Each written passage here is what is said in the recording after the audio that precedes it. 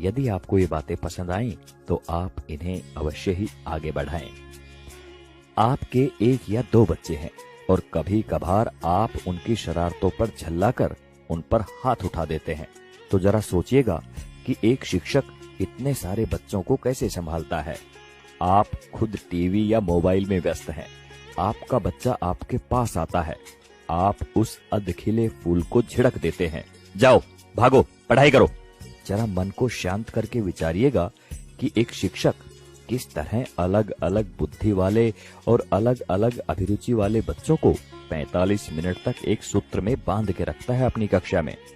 आपका बच्चा दिन भर गेम खेलता है, घर पर पढ़ता नहीं है, इसकी भी शिकायत आप शिक्षक से करते हैं। क्या करें, हमारा मुन्ना तो हमारी बात ही नहीं सुनता, जरा डराइए इसे। अरे भाई, बच्चे को डराना है तो उसे किसी बाघ के सामने ले जाओ।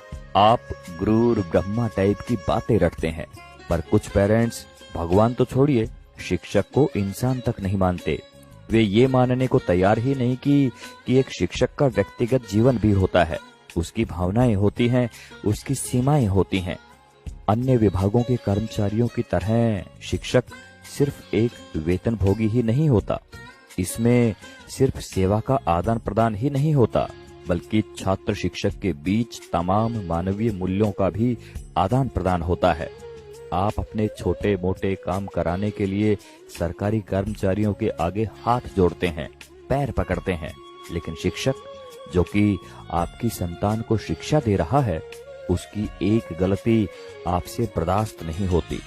आपका बच्चा, वो बच्चा जिसके लिए आपने मंदिरों और अस्पतालों के जाने कितने चक्कर काटे होंगे, अगर एक ही चीज 3 या 4 बार पूछ ले तो आपके शरीर का तापमान बढ़ जाता है। अब जरा सोचिए कि एक शिक्षक किस धैर्य के साथ बताता है कि 3 जमा 1 और 1 जमा 3 दोनों बराबर होते हैं, भले ही ये एक दूसरे के विपरीत नजर आते हैं। अगर वास्तव में बात समझ में आ गई हो तो आपसे हाथ जोड़कर विनती है कि आप हर शिक्षक को भगवान ना सही, कम से कम इंसान समझकर उतना सम्मान अवश्य दें जो कि एक इंसान को मिलना चाहिए। सभी शिक्षक बंधुओं को समर्पित एवं सभी सम्मानित अभिभावकों को चिंतन करने हेतु प्रेषित है ये बात। आप सभी का शुक्रिया। नमस्कार। जय हिंद।